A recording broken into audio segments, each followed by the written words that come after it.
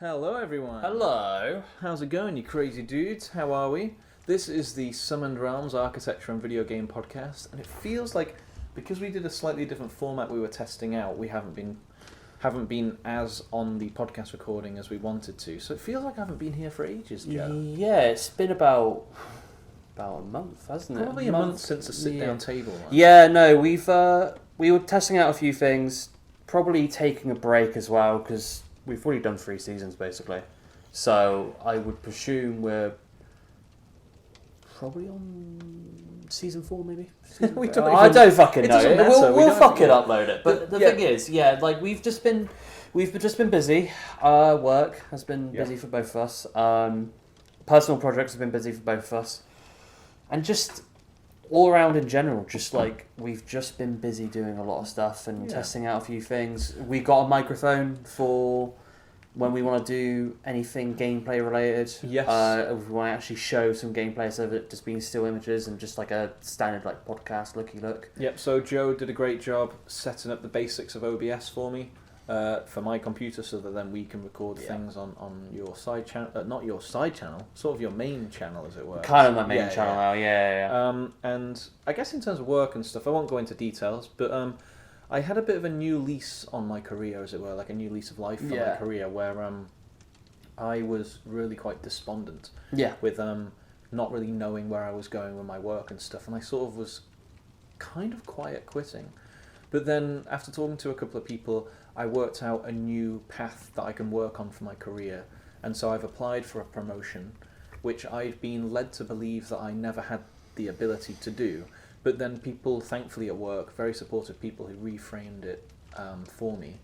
And I don't think I mentioned this to you off podcast, but I'll just very briefly say that there's a director who will be in the interview if I get picked for interview for this promotion, and he was talking to the head of this other department close to where I work, within the structure, and he said offhand to this other person, I wasn't in the room for this, by the way, Joe, she only told me that this director was saying this, but he just kind of said, I'm really encouraging internal promotions. Oh shit. And he just said, for instance, that person, Adrian, if he was in the private sector, if we were in the private sector, he would have been promoted by now.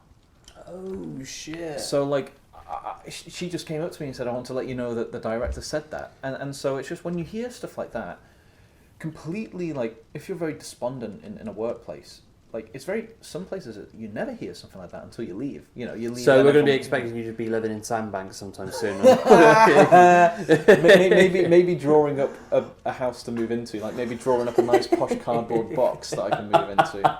But yeah, so that was just a nice thing to hear, and now the reason I say that is just because it's partly with how busy we've been, is it's really given me a lease to like stay and work a bit longer, think about it more. It's the same here, like I've been busy really hammering out a lot of modelling, especially with the GTA mods that I'm working for. I've been doing a shit ton of models for that, but also I've kind of, on a more personal state, like my mental health has been a lot better recently, so I've been like really like focusing on like trying to like schedule stuff where I can like basically not overwhelm myself, but also just be in the like kind of vicinity where like I feel like I am getting stuff done and not like just sat there being like, oh, woe is me, kind of like shit. So yeah, no, I've and also work for me. I mean, obviously my work is completely different for you because I work in retail, but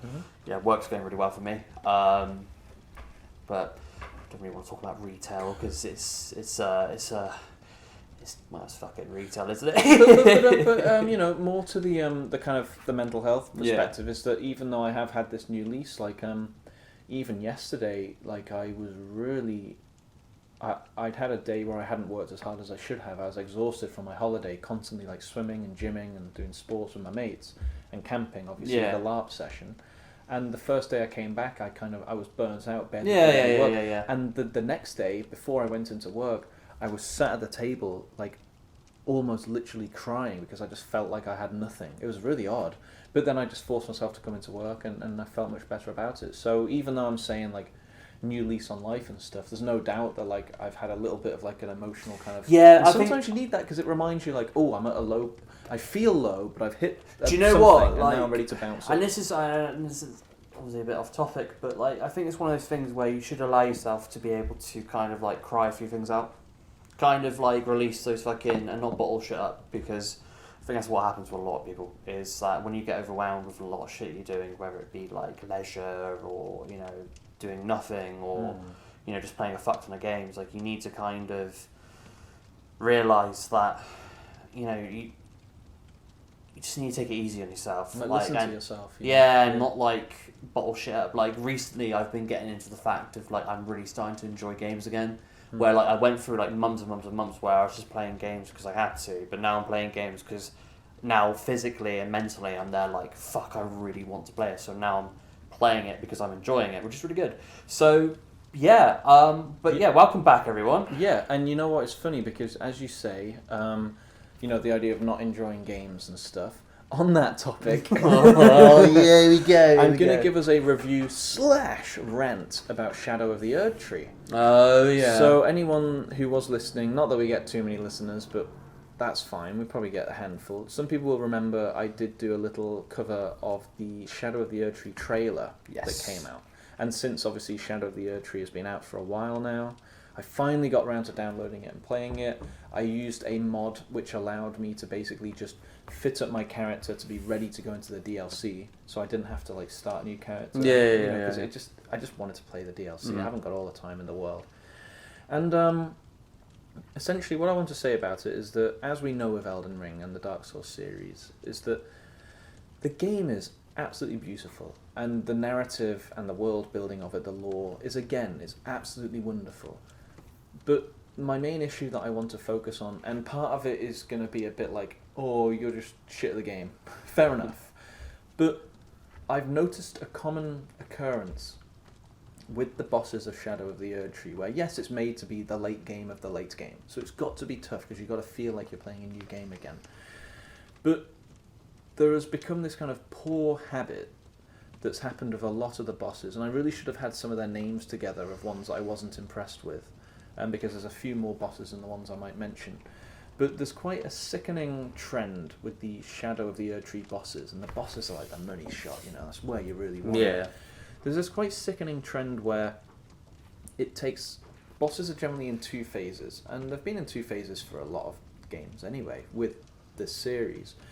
But I was finding something where the first phase of the boss, you can really... It'll be a slog, but it'll be fun.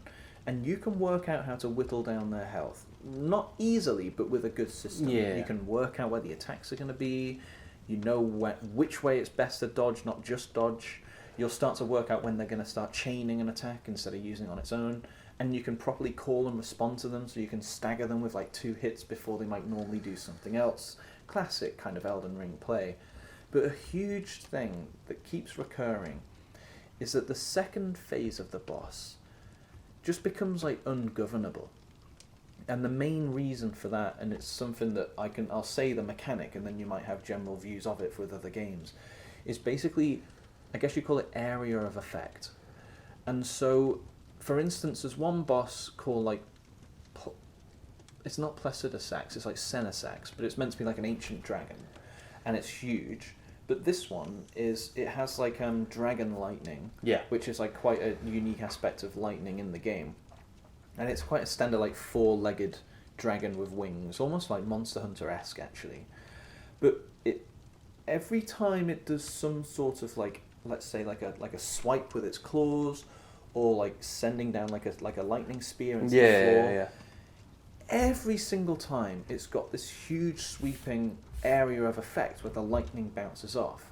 And so that the worst offender with this particular boss is that every time it swipes its claws, a whole bunch of lightning comes out, and you can learn it, but what it means is that every time you dodge once and you're really impressed with how you've managed to dodge it and you've learned it, you have to dodge again for like the AoE every time.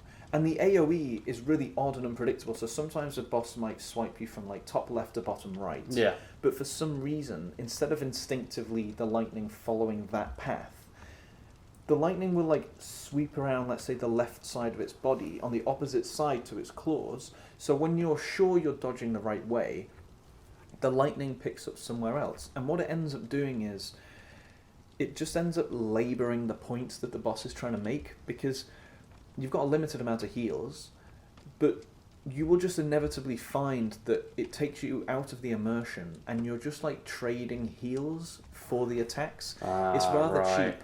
And then another thing, and it always seems to be a second phase thing, so another boss people have whinged about is a Relena, which sounds like the really famous kind of like witch who turns into a doll in the base game, Renala. It's like the sister of her, Relena, who like wears like a full knight outfit, but she's got like magic and fire at the same time, and she's got like these two thrusting swords.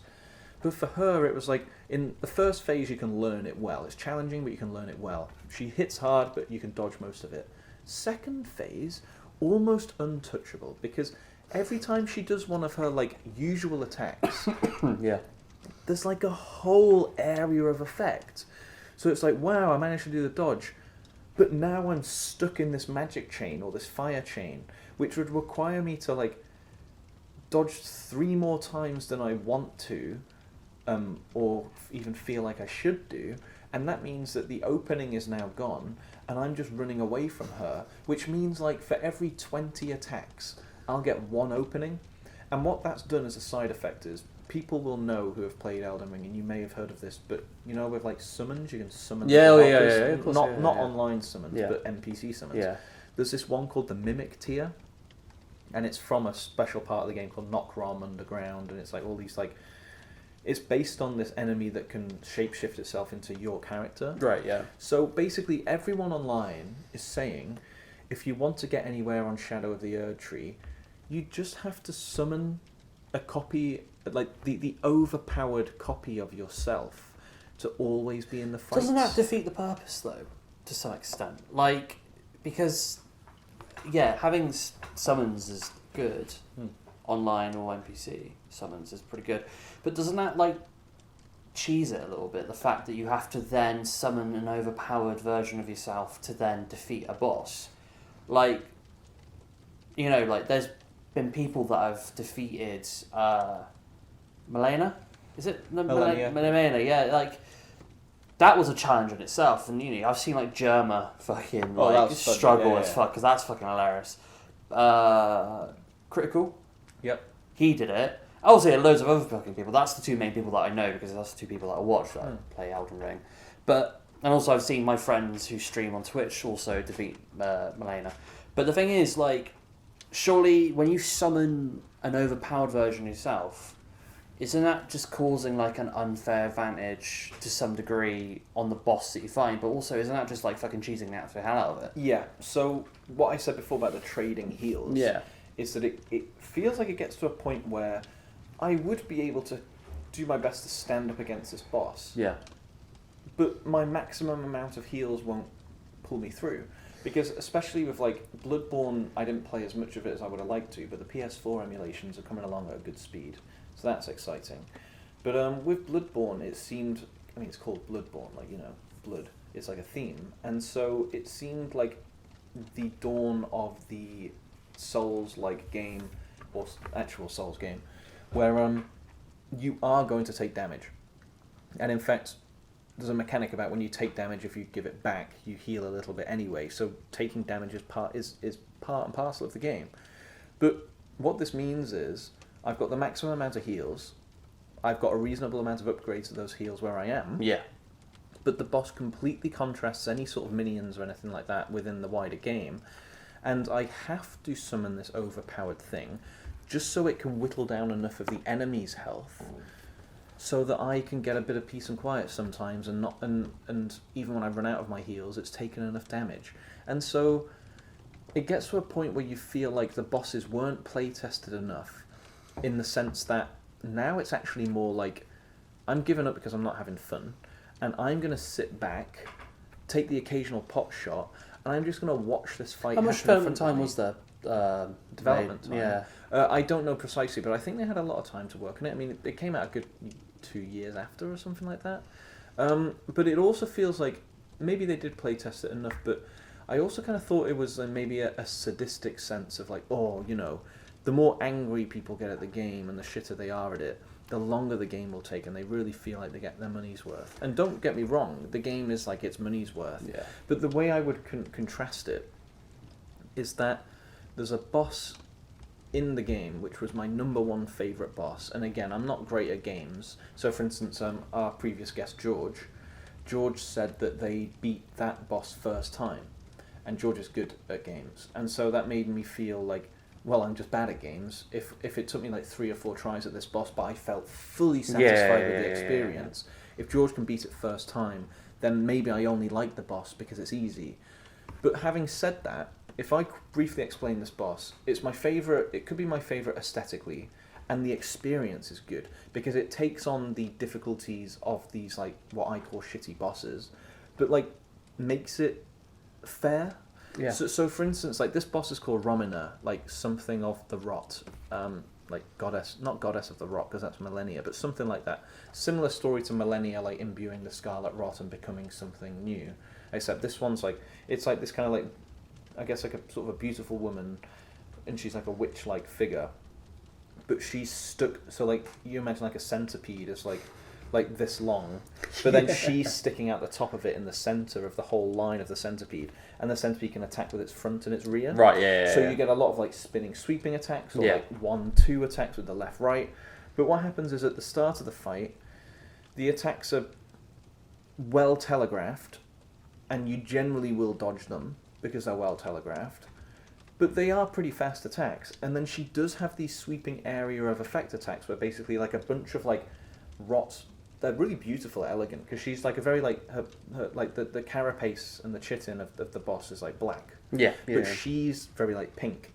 So it's got this beautiful, like, glowing pink purple amongst the dark nice contrast black. between colours. Yeah, really wonderful contrast. And, like, her area of effect is where she sends a bunch of butterflies out, and these butterflies explode and release scarlet rot. Right. Yeah. But the way that it happens is it's not like Relina or other bosses where it's like 1, 2.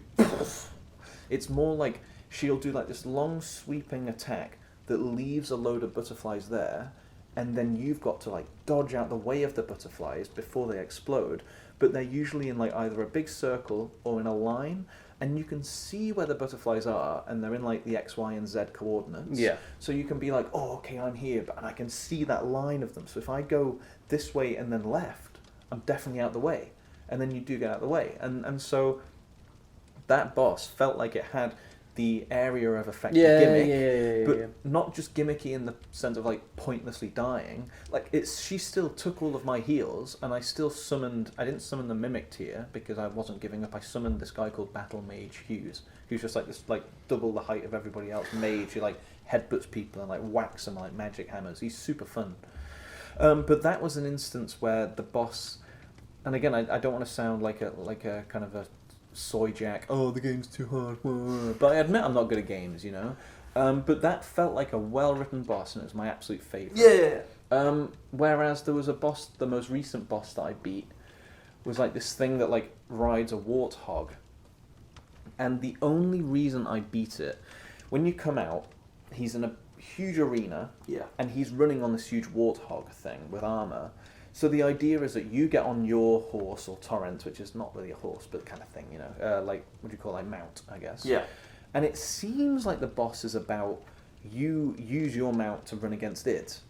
But his attacks are, first of all, they're so strong that they kill your mount first hit. And when you fall off of your mount, you just sat there for like 10 seconds being like, oh, I've just fallen off of my horse. So then he can just fuck you. And also he has this charge effect, where the hitbox for it is so big that you cannot dodge the attack. Yeah. And he will, like, charge at you, but I even had it where, like, I tried to dodge away from the charge, the hitbox just stays around you. But then I even did something where I went, okay, the boss is, like, really fast and runs in one direction, so I'm just going to use torrent, jump on the horse, and just run as fast to the left as I can, because then the enemy won't be able to get me. Yeah. But, like, defying the practical physics of, like, a fucking huge warthog running at you. Like, let's say when I was, like, slowly trying to dodge, it would, like, go forward and then just a little bit nip and tuck like this and that. So my character started running heavily to the left, and the warthog just goes Oh, and you can literally see like its little fat legs aren't even actually turning properly. It's just the model is like so it's I know exactly what you're talking about. So like it's there's no like kind of continuous animation where it's running forward and then it kind of like turns. It's just like the model is turning on its y-axis and then just like fucking like heading straight for the player. Precisely. And it just feels like it hasn't been thought out. And then there's another boss. And well, the interesting. I won't go too much into detail on the other bosses. But there's this one boss which is at the end of a particular like kind of dragon themed area. Different dragon from what I was saying before. And it was interesting because I was finding it had loads of area of effect attacks. It was like doing super quick snappy attacks which were very hard to dodge unless you really knew the attack, which is fine sometimes. But also it only has one lock onto its body and that's in its chest. And so because it's such a large enemy, like if you want to be locked on and reliably hitting it, basically the camera and you are tucked into its hip and you're never actually looking at the boss.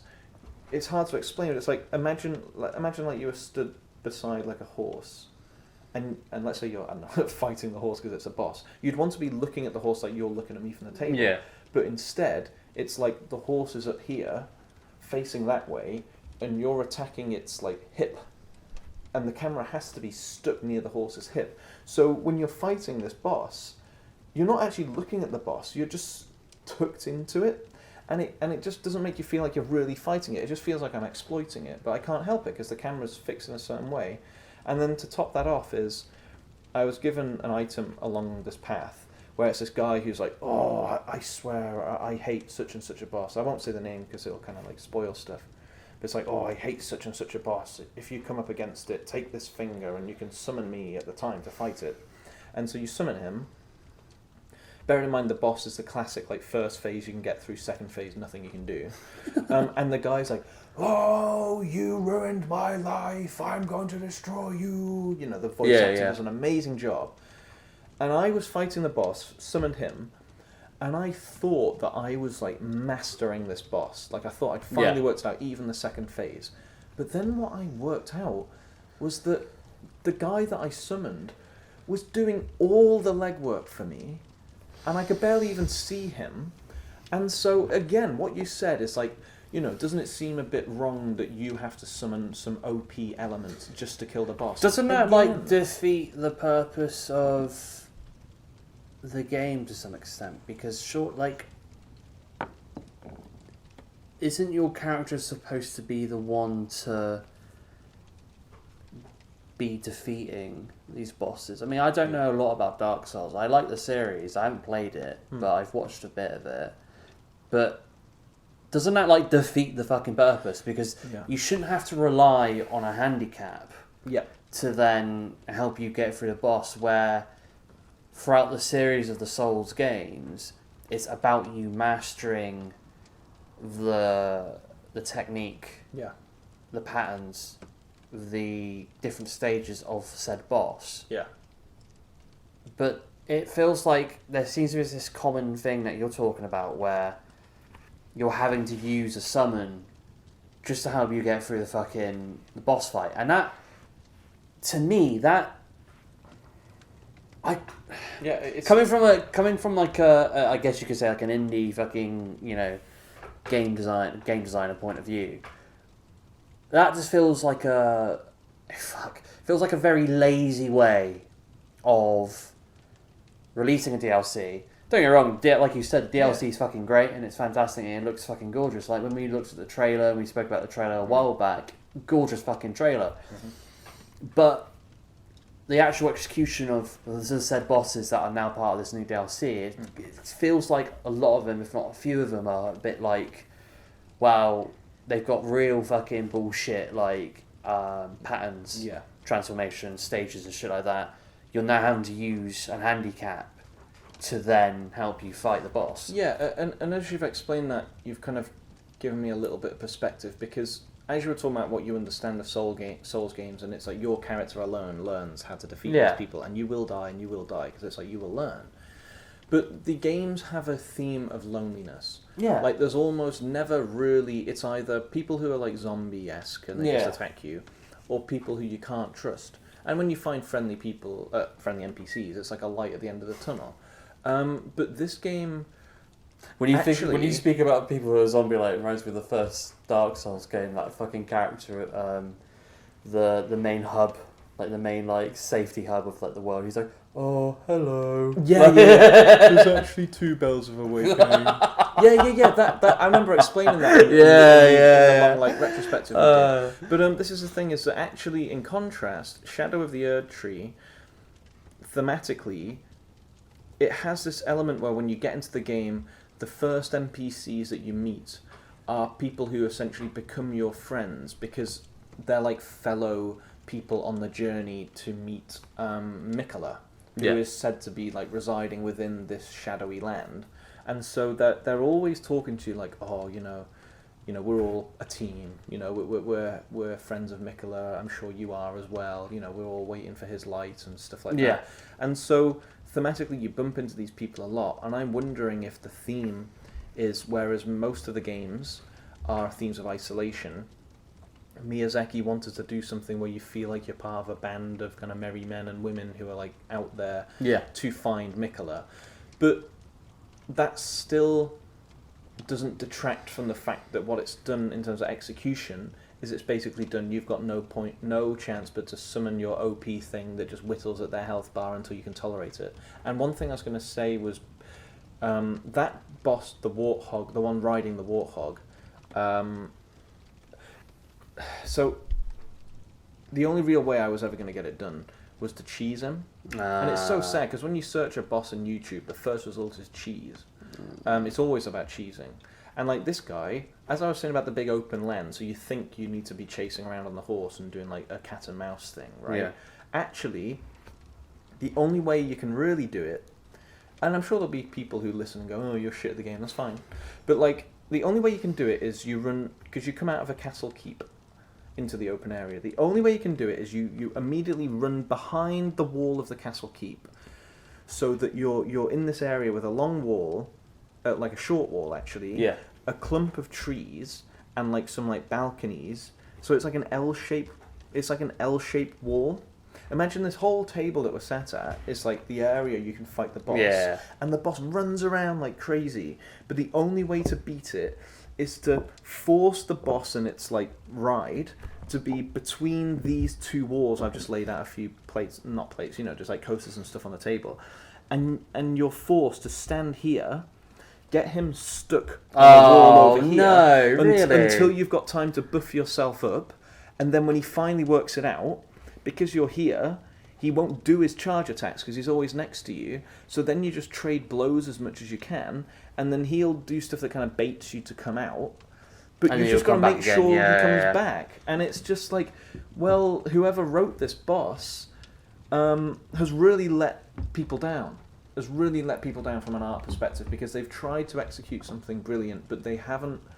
They've just gone too, I guess, masochistic on it, and so I think that's the thing, though, isn't it? It's like, because with Dark Souls 3, it was a gorgeous game, great fucking game. Was it one of the most reviewed games? Possibly, I don't see why not. It's fantastic. It's a fantastic game, and I can imagine the DLC in terms of environmental design, character design, level design is fucking fantastic. And I've seen a bit of it, and it does look.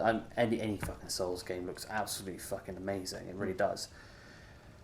But when one of your main like kind of part, like segments of the pie is bosses, and those bosses tend to be, the only way to defeat them is by cheesing them out. That's pretty fucking shit, because it's not only does it make it less fun, but it kind of makes you go, well, what the fuck? You're no longer thinking of the word challenge. Yeah, You're thinking of the word exploit. You're thinking of just getting it over and done with because of how cheesy it is. That's precisely it. Yeah. I would get like maybe half an hour or 10 deaths or whatever of legitimately doing what I can. And then I'm just more likely to go, I'm just going to work out how to cheese this. Thankfully, it's not like I'd be playing a shit game where I don't care. Yeah. In this context, it's more, I can't wait to get on to the next bit. Yeah. But this total prick is not letting me get there, and I'm done with this, and I just want to get through it. Because there's only a certain amount of time with anything that you play in a game, if it becomes repetitive, you kind of go like, well, it's either I give up now, or I cheese it and then move on to the next part.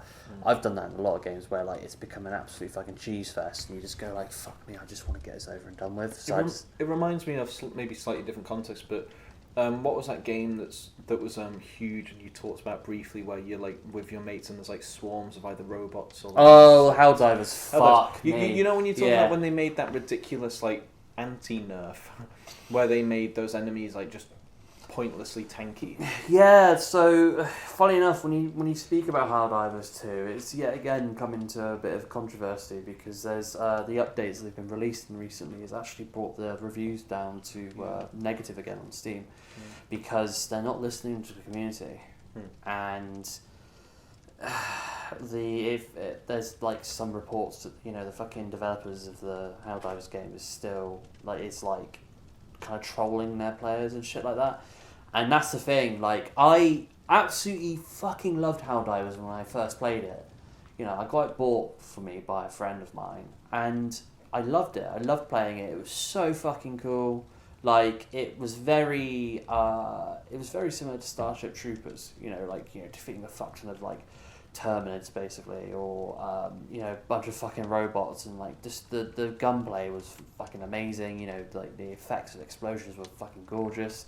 The worlds you went on with the different environments was absolutely fantastic, and they added in, like, stuff where there was, like, environmental stuff, you had, like, fire tornadoes that go around, like, really hot planets, and you had, like, different sorts of, like, environmental dangers and stuff like that, and the story was funny, but the problem is that soon left because it got really like with you with the Elden Ring DLC, it got repetitive because you'd be doing like slightly harder difficulty missions and they'd be dropping in like multiple bosses which would take fucking forever to kill, and even some of like the harder, stronger enemies were also more difficult to kill because they had really fucking outrageous like hitboxes or armor or health, and you're just fucking there like you get frustrated. I literally like I was playing with a fuck ton of people on it, and everyone was getting super fucking frustrated with it. And literally those people that I played with who got it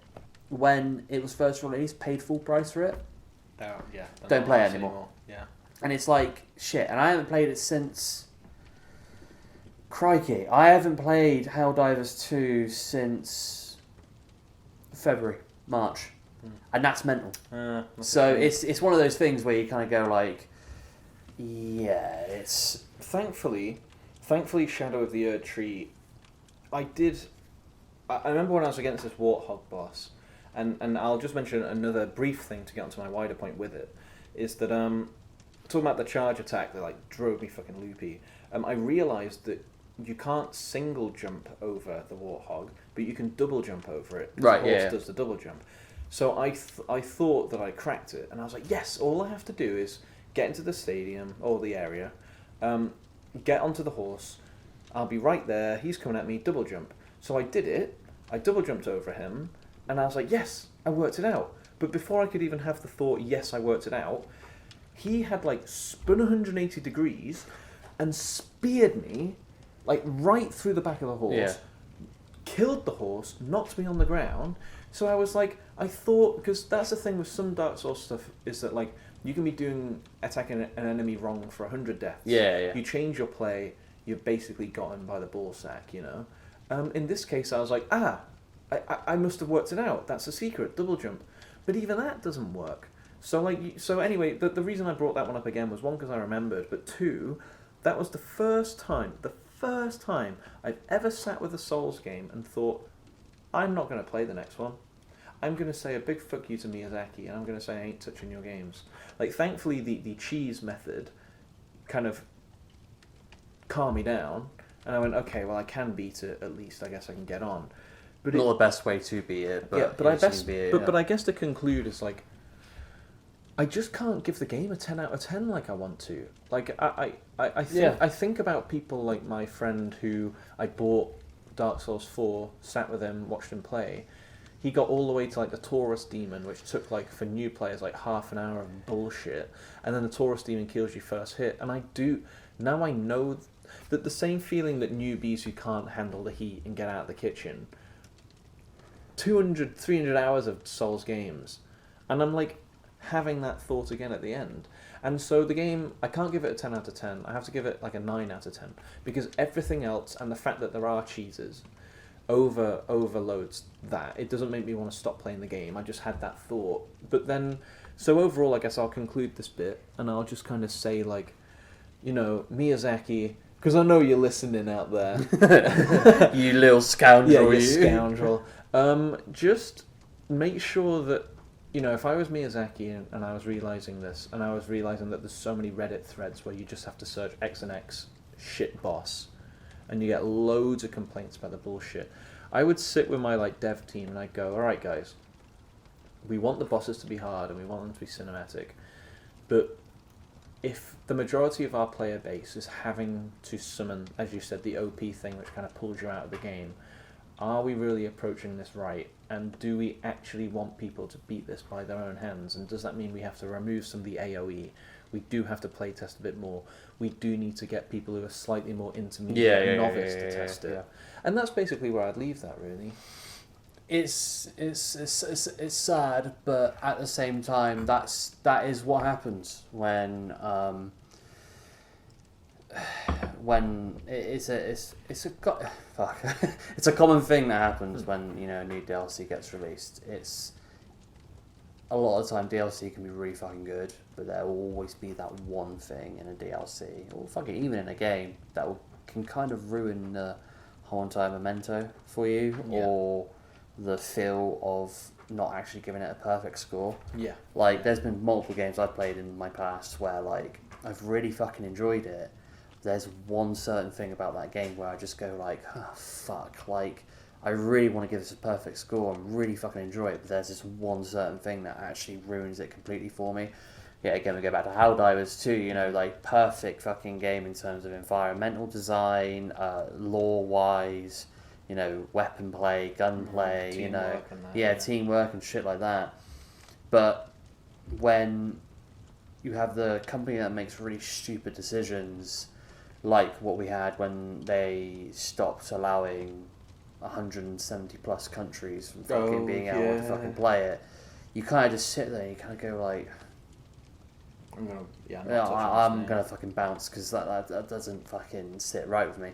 But in terms of other news, in terms of flops in the games industry, this isn't just like a we'll forgive you for a moment, don't do that again. This is like an absolute flop. So I don't know much about Concord. I've heard a lot about it though. So Concord is basically a team shooter, kind of similar to Overwatch, Valorant, CSGO or whatever. And it was released 2 weeks ago. And it's made 2 weeks ago. God. And it's made by an umbrella company that's under the umbrella of Sony Interactive. Mm-hmm. So, you know, we're talking a fuck ton of money been put into this game. And when it was released, it was given a maximum on Steam. The maximum amount of players that were playing it was 600 on release. Over 600 people. And then 2 days after that, 400 people. And it has, I think for this year, it's been one of the most biggest flops. And I think it's been one of the biggest flops in gaming industry in a fair bit, if I'm going to be honest. Because for a game that's under the umbrella of fucking Sony Interactive, to only get 600 players on release on Steam...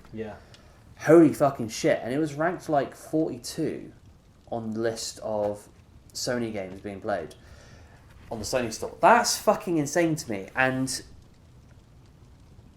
holy fuck. And for it to be 2 weeks after its release and it to be pulled off the shelves because of lack of sales and everyone getting refunded. So people on the Epic Games Store are getting refunded, people on Steam are getting refunded, people on the Sony store are getting refunded.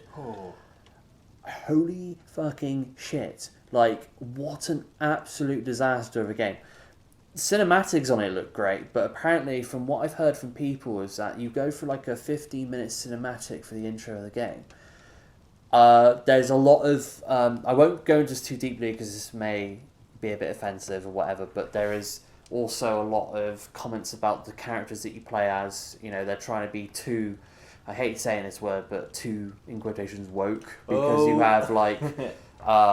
people who are very overweight, you know, you have people with different genders. I think, what was it? A friend of mine made a good comparison. I think it's on Valorant. Like, one of the fucking robots that you play as is non-binary, and it's kind of like a robot. Yeah, well, a robot is going to be non-binary. Yeah, it's just like I just, you know what I mean. So it's like they're trying to really hit like new age, you know, kind of like the new age world as we call it. A new culture, as it were. New culture, yeah. And obviously with the team shooter kind of a market, it's very oversaturated. You've got Valorant, you've got CS:GO or CS2 now. You've got Overwatch, Overwatch 2, and you've got fucking shit tons of others. And for it to get really shitty scores, it was getting like 3 out of 5, 3.5 out of 5.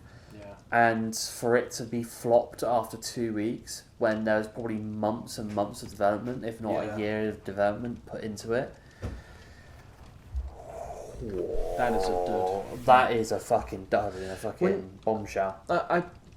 I'm thinking, when you said about the kind of quote-unquote woke thing and how people were talking about that, I'm presuming that was just like one symptom of like a comedy of errors, as it were. I'm guessing it was just one small bit. Yeah, like I think I don't know too much about the gameplay. I don't know too much about the gunplay and how the game plays in itself. But from what I know is that it wasn't received very well, and that's pretty sad when you think of Sony as one of the literal godfathers of the gaming industry. Do you know what I mean? Like, you know, Sony, you know, established itself really in the gaming market in the 90s, you know, really fucking putting out hits after hits after hits after hits throughout the 2000s, 2010s and whatever.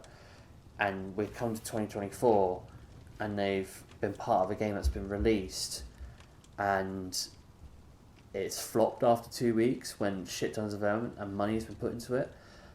Fuck. And it's kind of weird in a way because Sony's kind of been under a lot of fire in this year, because you got to think about when the whole entire debacle with Helldivers 2.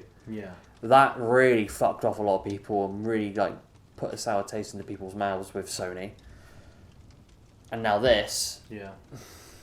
So more misses from a lot of misses. Yeah. But so well, bro. Like, there's not as much that we can say because we haven't played the game, essentially. But it's good to keep on top of these things because we end up looking at things from the economic perspective of the wider developing. That's the advantage, certainly, that you have because you keep an eye on those things in the wider community. I think, like, I will just very briefly talk about, like, I guess, I wouldn't even call it literally, like, the woke aspect, but it's like when you do something cultural in a game like that and you make it like current topic, especially because it's something that's political, you kind of end up inevitably like picking a side. And in this particular instance, it's because that aspect is very divisive online. So there's a lot of people in like left-wing cultures and stuff, especially California and Portland, Oregon and whatnot, where people, that's like their whole life and they think it's really, really cool. But on the internet, you've got the same people who like just absolutely cannot stand that, and things like that. And like, if you're a game, and you can't even pass the simple benchmark of like, will people buy this game? It seems to me very ill-advised to make like an uninspired allusion to that. So, for instance, I don't know if you watched you know how there was that new Saints Row game? It wasn't anything like the gangs, right? It was like. So did you watch? For our audio listeners, Joe is going mental here. But fuck that Saints Row game, literally. Oh my fucking god! Yeah, carry on. Yeah. The reason I wanted to bring that up was because I watched Only players playing it, and they were like calling out how poor it was, and that's because there were aspects of the game that were very like Gen Z or Gen Z, and I remember there was this particular element where like the character asks like an NPC just something like are these people our enemies, or some asinine comment like that. And then the NPC is like a person who's like a cyborg thing or a robot and has like a robotic voice, but a really annoying voice. And the robot just turns around, so she says like, oh, like, are these people our enemies or something like that? Oh no, she says something like, oh, is this what's happening really real? And then the robot thing goes, yeah, in this late stage capitalism society, who can even say what's real or not? And the line is so contrived, and so like, we haven't thought of a masterful way of integrating this current event thing. We're just like it's like throwing like basic bait or chub to someone and just being like, take the bait. And it sounds like with this Concord game is that like, maybe, and we don't know fully, but if they've brought in these like aspects of characters like a non-binary robot or like a very, let's say, a very obese person, or like maybe someone with like who says these kinds of aspersions, it's like writing a video game or a film or something, you should always be very thoughtful about what you're writing, and just throwing buzzwords at people. Throwing buzzwords at people is almost as bad as like when people dog whistle a certain thing politically, where they say one thing which implies something. That It's almost as bad as that, but it's like less so about being like bad. Like you know what I mean? It's one of those things where, as the world develops, and new ideologies come in, and new ways of how people are, and how religion and political standards come in, and political points of views come into the world. The gaming industry gets hit quite hard, not harshly, but gets hit quite hard with it, because obviously video games are now a huge part of internet culture in our world. And the thing about it is that when it gets to that stage, you then start having people coming into the gaming industry who are then putting their points of view into the gaming industry and into the games that are being developed. And those games are being developed, and it's almost like kind of making like a permanent mark on like a wall or something like that, or like graffitiing like a fucking wall with like permanent fucking paint or some shit like that. Like, having your own like personal opinion and way of thinking things is great, but when you like put it into media, you're solidifying that point of view, and that could either age really well or can age really fucking poorly. And a lot of the time it ages really poorly. And when you start putting like fucking like, let's keep this fucking real. Like, when you develop a game, and when you play a game, like especially when you play a game, you don't want to sit there and have like thoughts about capitalism and religious fucking points of view or political points of view. You just want to fucking play a game, and so you can just fucking relax and then forget about the real world. But when you start infiltrating the video games industry and video games with real world kind of like shit, you kind of just go like, fuck, like, why am I playing the real world, if you know what I mean? I would slightly, how would I say this? I'd slightly from my perspective, I would modify that slightly. And again, I want to bring it back to the difference between good writing and bad writing. So, for instance, if you go back into, I'm going to pull it away from games for a minute and just talk about stories. So, for instance, in the Greek mythology, like the Greeks were like, in ancient Greece, they were really rather misogynistic. Like, to the point where like men weren't even like actually attracted to women. Like, they would find like beautiful men more attractive than, let's say, a beautiful woman. That's part of their culture. They'd like have like, it'd be quite common to have like these kind of gay like affair things. But regardless of that, how they were always presented like male heroes, like Hercules and gods like that. There was a Greek myth about Atalanta, which is where the name of a place like Atlanta comes from. Yeah. And it was like a very extremely capable woman who was like an athlete and like a warrior and stuff. And there was a really beautiful Greek myth about how she was like revered and loved by everyone as being a bit of an exception to the rule. And this guy falls in love with her and like uses his cunning to like, then they kind of fall in love and stuff. But it's like a story of like cunning and smarts versus like strength and might. Yeah. But it's still like the roles are kind of reversed. That's a story that is cherished and remembered well, even if it's quite obscure.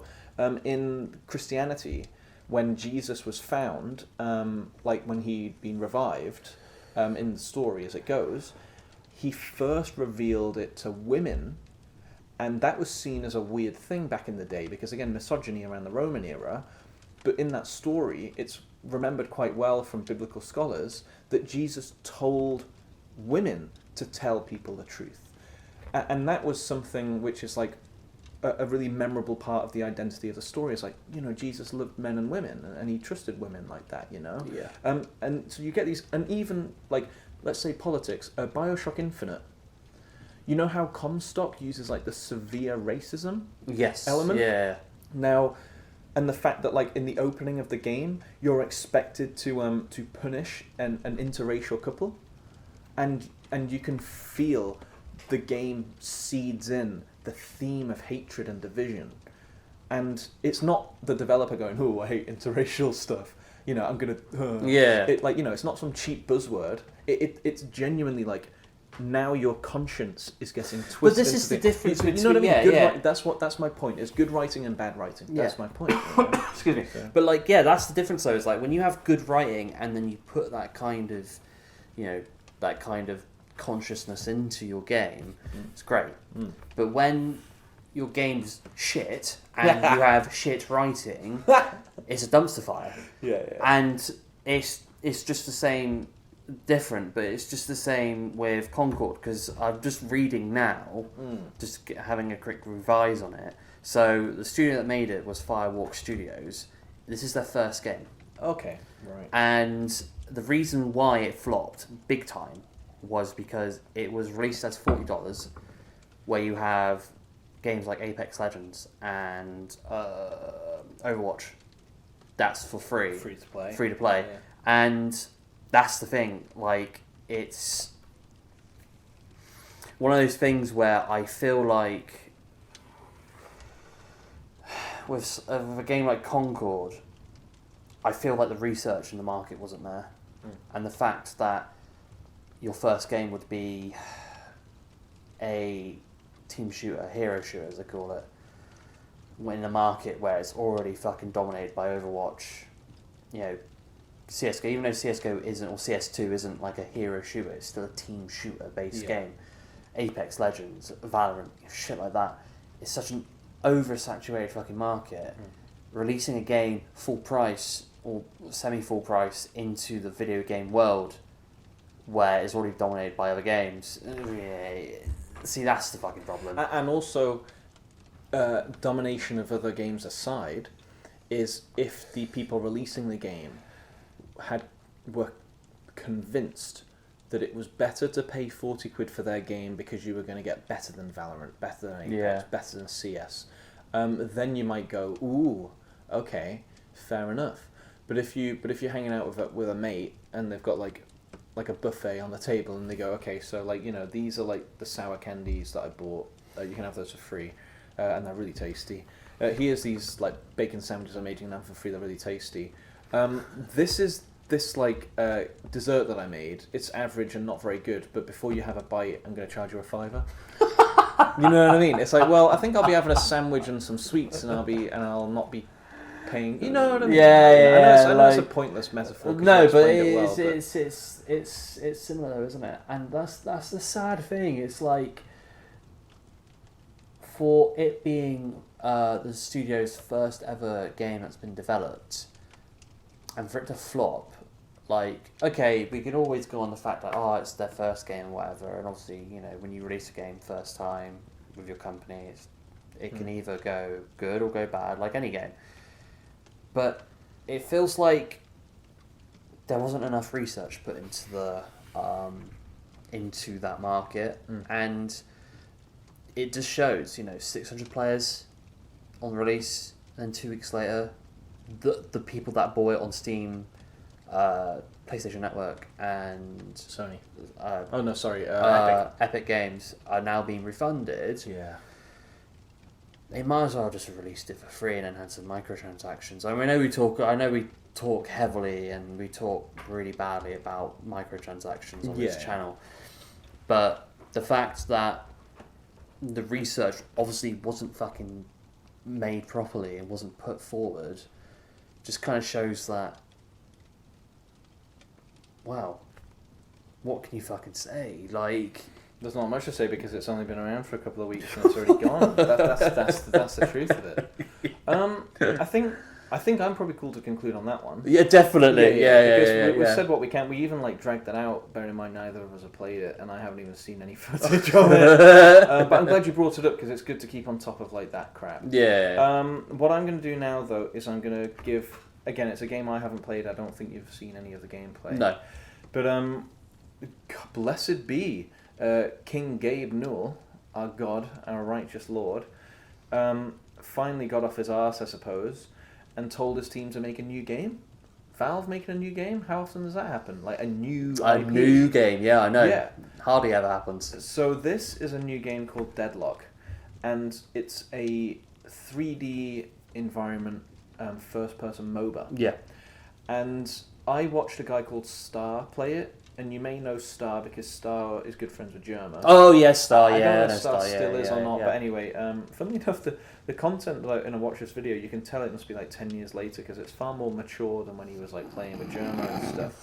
But so Deadlock, it's in early development, so I don't know if you'd call that alpha or whatnot. Yeah. But Star played about 100 or 200 hours of this alpha. My God, what a lot of time to spend. But then I guess he made a good video out of it. And essentially, I don't know much about the story. I'm not even sure if there's much story. But as I said, it's a 3D first-person shooter MOBA. And it has, because it's on the Source engine, it has less so much of an aesthetic to do with Half-Life and CS. Yeah. And it leans more towards the aesthetic of Team Fortress 2. I was going to say, looking at the images of Deadlock, it does look very Team Fortressy. Yeah. In fact, I think because they're just using basic models, I think they literally had the soldiers model put in for a character called War. Yeah, I can tell that they're definitely taking a lot of inspiration, if not a lot of assets, from the Team Fortress 2 game, which is actually pretty fucking cool. Actually, yeah. I like that. Yeah. And from what Star was talking about, even earlier versions of the game appeared like a full-on dedicated sci-fi game. Visually, yeah, but actually now it's more of a noir-esque kind of war. I guess not a gothic noir, but sort of that similar to TF2, but with more of a darker, more slightly gothic-y or superstitious feel. And from the gameplay I saw, again, it did look rather similar to TF2, and I think obviously that's taken an aesthetic inspiration. Yeah. But I imagine there was similar assets and stuff like that from that game. But one of the key elements of it is you move forward as you would from a MOBA, and you've got certain sort of quote unquote towers to take down like you would in League. But what I noticed with this that made it interesting was, first of all, there's these skyline, almost when you see if people who go skiing and stuff, they'll get cable cars and you get cables, or trams that have cables ahead. Your character can use those to zip from the front of the battlefield to near the end and stuff like that. And also, it appeared that the gameplay style, you know how League is dedicated to top lane, mid lane, bot lane, and jungling. This game does have lanes, but it doesn't appear to kind of have a stick to your lane area. It doesn't seem to be bouts and duels between top versus top and junglers bumping into each other and stuff like that. It seems like you will end up fluidly moving around, and there's two reasons for that. I think one of them is that the map is complementary of always being around your mates and kind of being able to just hop from top to mid and stuff like that without too much worry. But secondly is that a lot of the special abilities that you build up from earning money through the course of a game, as it were, there's some, I guess, in this early stage, you'd call them overpowered aspects, which allow you to like seriously target the enemy. And like, for instance, every character, it seems, maybe I'm getting that wrong, regardless of a heavy character or a light character, can get this huge jump move where like you basically jump across like a quarter of a lane, or from lane to lane and stuff like that. And on top of that, there's an exploit with it where you can like do the jump, cancel, or hit a skyline and jump again. Oh shit! So you can like double its distance, so you can get seriously far. And that means that like, whereas like in League it might be like, oh, join me on bot. Oh my god, I've got to run over. You know what I mean? Like, oh. Yeah, I used to play a lot of League of Legends back in the day. Yeah. Which I couldn't stand about League. The constant clicking, just I was like, felt like I was going nuts. Like. In this, it seems like you just zip onto the other side, and I think that is probably an aspect of like the playfulness of Team Fortress 2. I think they must be trying to get a spirit of it. Well, I remember actually seeing a news article about a week or two ago, and I've just looked at it on the wiki page, and it had a concurrent of 100,000 fucking players on it. Huh. That's fucking insane. That's about 100 or 500 times more than Concord. Do you know what's hilarious as well is that the Deadlock has been in the same time, almost same time development, I believe, as Concord. But when I was looking up the information on Concord, I don't think there was any like public playtests or anything like that. Right. So there's obviously you got the company that made, I know we'll go back to it, but you obviously got a company that made Concord, and it's their first fucking game, but it's under the umbrella of Sony, which is a huge fucking corporation. And then you've got Valve, which is also a huge video game corporation as well. But that's the difference between good research and good marketing. Bad research and bad marketing is that you've got both games that are kind of similar in a way, not massively similar, but you've got Deadlock, which obviously knows its fucking people and knows how to fucking put out playtests, put out fucking, like, good shit here and there. And then you got the other end of the spectrum where it's like, yeah, we're going to keep this game secret until it's been revealed. And we're only going to reveal it at, like, a convention or whatever, or a game reveal, and then we're going to release it. But in between that, we're not going to have any public... I mean, there probably might have been a public playtest, but... We haven't heard as much about it. Yeah, but surely if there was a public playtest on Concord, there would have been more people fucking playing than just 600 people. Yeah. Whereas you've got Deadlock, 100,000 people, and it's been in the same development as Concord. There you fucking go. Like, and that's what I mean about the good side and bad side. It's really interesting because you're making me, and I'll try to keep this brief, but there seems to be something that's maybe changing in terms of marketing now. Have you ever heard the phrase of like, you don't want to know what's in the sausage factory, as it were? The kind of idea of like, oh, I love eating like sausages like Lincolnshire or fucking Cumberland sausages and stuff, but that doesn't mean that I want to go to the abattoir, you know what I mean, to see how it's made. I really don't want to see that. But now we're getting like a flip of that, and it's like actually... like the internet is like a revolution for communication, and so games, it's actually encouraged to expose your games to people early, like get feedback, keep people hyped, get people on the constant train of knowing what's going to happen, and then bam, it's out. You don't have to do that for everything, but it works, and why not use that to your advantage? And so it seems Deadlock, we're seeing this much in an alpha version. Concord was the opposite. So that's just an interesting aspect of people needing to think about what their customers and what people enjoying it want to see. It's always beneficial whenever a game's being developed, especially when you have a company that has a shit ton of money, like Sony or whatever. It's always beneficial to make sure that you're constantly showing people more and more and more and more and more shit about your game. Whereas if you kind of keep it secret, and you kind of be like, oh, it's going to be this big reveal, and you're releasing a game that's already going into a genre of games that's already oversaturated, people are just going to look at it and go, oh, fuck, it's another hero shooter.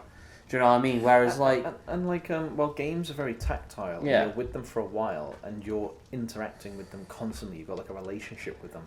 Whereas a film might be like, show like 1 or 2 like really cool trailers at people, and then they'll sit down for an hour and a half, and if they don't like it, then they piss off, never think of it again. If they like it, then they hook onto it. Films are different from games in that sense, and you know that's an absolutely proper fair point. But then it's also like we take another kind of a fucking little bit of the pie from Valve. Like, think about how they advertise like Half-Life 2 Episode 1, Episode 2. Like, Jesus fucking Christ, like, they were fucking showcase, and this is why Valve is like, for me, this is why Valve is one of my favourite companies. And I'm not trying to shit on other companies because Valve is one of my favourite companies that I enjoy playing games with, but it's one of those things. I'm not trying to be biased or anything, but like, Valve fucking knows what to do. Sony should know what to do because they were one of the pioneers of fucking gaming in the 90s and the 2000s. I mean, Jesus fucking Christ. Look at how successful the PlayStation 1 was with its titles. Look at how successful PlayStation 2 was with its titles, with games made by Sony themselves, with companies underneath the umbrella of Sony. That's the real sad thing about it, is that you tend to have this situation where it feels like these big fucking AAA companies, or these big, like corporate companies, are getting real fucking lazy. Like, think about a great example would be EA. I was watching a video, the Angry Joe show. Love his fucking content. He does a lot of reviews on games and whatever. And he has this massive beef with EA and their Madden series and their FIFA series, because they've released Madden 2025, I think it is, this year. Yeah. And they're like, when EA was in their trailers and whatever was talking about like, the new tackling system and all this new shit and whatever, this new tackling system and all these new features, in quotations, new features that you were advertising in your trailers, was in fucking Madden games 20 years ago. Yeah. And now you're advertising them as brand new features. You're just fucking there like, fuck's sake, like, come on now. Like, that's exactly what I'm fucking talking about. It's like, you're just getting fucking lazy. Yeah. And that's why a lot of people tend to, nowadays tend to avoid these AAA companies, which is kind of sad in a way, because these AAA companies were huge pioneers back in the day. And people now tend to go towards more smaller indie companies because they're releasing games that actually have heart, that actually have creativity, that actually have like an awesome community. They're trusting like an authenticity. Exactly. So it's just, I feel like this year, because fucking hell, we're coming to the end of 2024, which is crazy because I mean, we've got a few months ago. We're on the latter half though. Like, let's think about when we first started this podcast back in 60 BC, I don't know. Was it August, September? Yeah, it was around that time. September last year. We're coming up to a year of had this channel being around, and in that year of us doing these podcast episodes, talking about the news that has been out about companies and whatever, especially this year, it's been a lot of it, besides a couple of things, it's been shit after shit after shit after shit. And it's making me wonder, do I want to even go into the games industry? Like, it sounds like we need to pull up some bloody indie games and start like contrasting. But I love talking about shit like this because it's talking about stuff, because a lot of people kind of go like, well, the games industry is fine. Is it though? Yeah. Is it actually okay? Well, now, ironically, that's in slight agreement with what's her name, our favourite lady from Xbox. Sarah Bond, yeah. Ironically, but you're talking less to do with like line go up, money go up, like she was. You're talking more about the actual authenticity, things like that. But what I wanted to bring back on basically what we were talking about with Deadlock, I wanted to bring something up because actually what you brought up about Madden. And how it was like actually just the same thing as before, right? This repetitiveness, laziness. There was something that contrasted with Deadlock that I noticed is kind of putting it apart from TF2, because I'm making a key comparison to TF2. Star brought up that with a certain chain of like power-ups that you can get throughout the actual like the session that you might do in the map and the arena, is that you know what I said about jumping really far? You can kind of pair things up, and there's a character that can like basically point at people and freeze them, and also the same character can like stun them, and the character can also jump around. So he talked about this one aspect he got into, like a certain skirmish with another person, like a duel, I guess, where basically he jumped super far across the map, pointed at this dude, and stunned him, and then like kept attacking him. But then what happened was like the guy did this like reverse thing where like it deadened the amount that would damage him, and then turned around and started damaging Star's character. So then Star's character dies, but then someone next to him revives him in that moment so that he can spawn like seconds quicker than normal. So he immediately gets back into the skirmish he's just died from, which also means he's like recharged this stun thing. I know it's really confusing, but it was quite convoluted. The point is that I'm making is that it's convoluted, very different from TF2. And he ended up in a skirmish with one individual character with a bit of auxiliary help, where essentially each person died and respawned, and despite the fact that they died and respawned, they were still, for all intents and purposes, in the same duel. And he was talking about how, like, that was, in some ways, that was cool, because it was unique. It was like, just because you've died doesn't mean you've lost the duel. Which sounds really quite like a unique idea. It might have existed in some games, but it was really different. And it contrasted, in my view, to TF2, where, like, in TF2, someone like kills you, da da da da, and then they do a taunt at you, and then you have to wait 10 seconds and watch the person like go, hey, fuck you, and then you turn up in the respawn, and then you run all the way over, and then you get involved in something else. Whereas this game has this aspect of what seems a lot more high octane, where it's like you jump straight back into something, and it like plays out, and like. Again, we'll see how that happens as it develops, because maybe Valve weren't intending it, or, well, they probably were, you know, or maybe they're going to do something about that, or they're going to encourage it or lessen it. But again, I was watching it, and as he was explaining it, I was going like, wow, that is a new and unique thing. That's something that really sets this apart from the intensities or the mechanics of TF2. Wow, this isn't just... Or League of Legends, when you think about it. That's true. Yeah. So it's like, oh wow, someone at Valve has sat there and gone, what can we do about the game feel and the way that the person gets integrated to make it more unique? And to make it feel different. And don't you think this is kind of in a similar aspect of Concord, when you think about how to make it unique from the others? There you go. Like, that's exactly what we're just talking about. In that sense, it's like I remember trying to play League when I was younger, and I have a funny anecdote to do with that that's not for now, because we're probably coming near the end. But I was thinking, like, I don't play many MOBAs, but League was a MOBA, and Dota 2 was a MOBA, and I'm sure there's a couple of other MOBA, at least a couple. Smite and stuff like that. There's other MOBAs out there. But then I thought, like, if I can play one of these like MOBA games, but I can jump from place to place where I feel. I can be a little skits and like jumping from mid to really quick.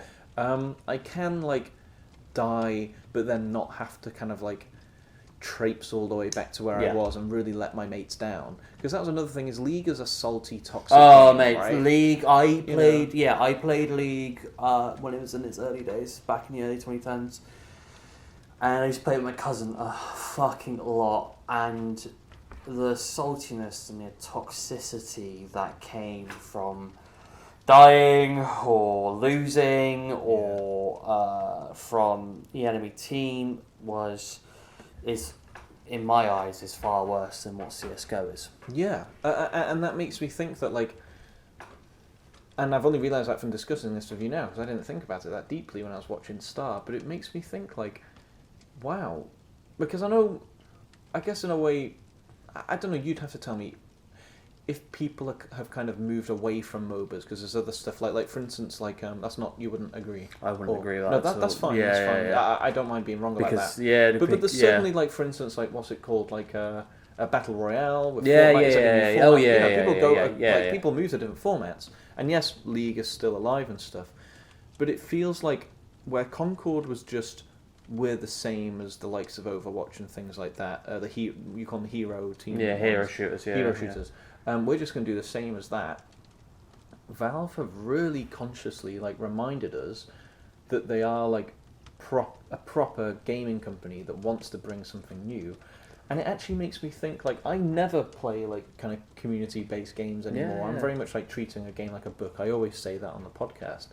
But it's making me think, you know what, maybe I will download, Deadlock. Yeah. See if Joe downloads it as well. And sure, I may only play, 20 or 30 hours and decide, this isn't entirely for me, in terms of, sinking hours into it. But at the very least, I will be a MOBA where I can genuinely be playing with my friends and working towards the towers and breaking the other team, but where I can genuinely feel a rewarding, high octane sense. Yeah, that's the thing is and that's why I enjoy Valve, is because even though it's very rare that they release a game, when they do release a game, it's most of the time, if not 90% of the time, it's good. I mean, they released that card game, didn't they, a while back? I forgot what it was called. It was oh my god, it was Hearthstone.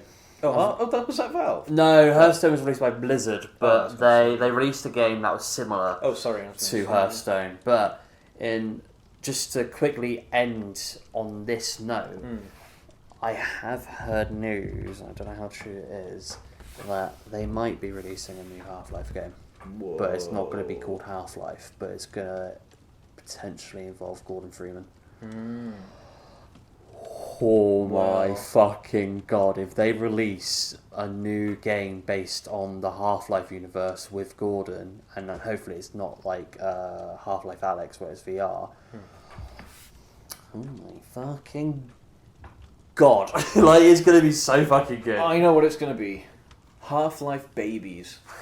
Gordon Freeman is a 9-month-old baby with all of his friends, including his little, what do you call those weird face things that hook onto you? Oh, the fucking face head crabs. With his little trusted... forget it, I'm not going to do this. How Gordon placed the name blocks to spell out his name.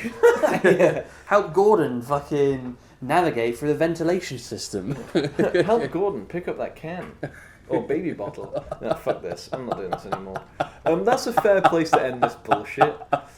But you know what? Oh my god! I'm really glad that we got back onto the recording, because even though it was we had 2 negative stories and then a positive one, and the positive one was still comparing it to the negative story.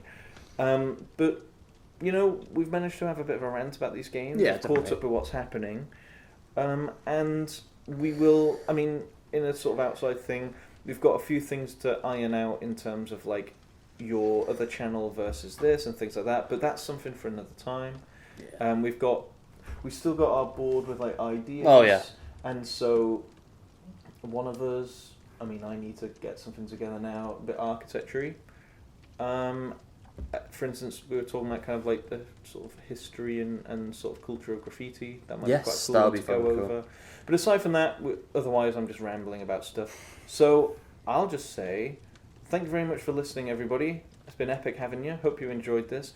Leave a little comment with any of your opinions if you are watching this, listening rather. And anything you want to say before we sign off? Fuck Saints Row. Right, catch you guys around and see you on the next episode. Yes, good to see you guys. Goodbye.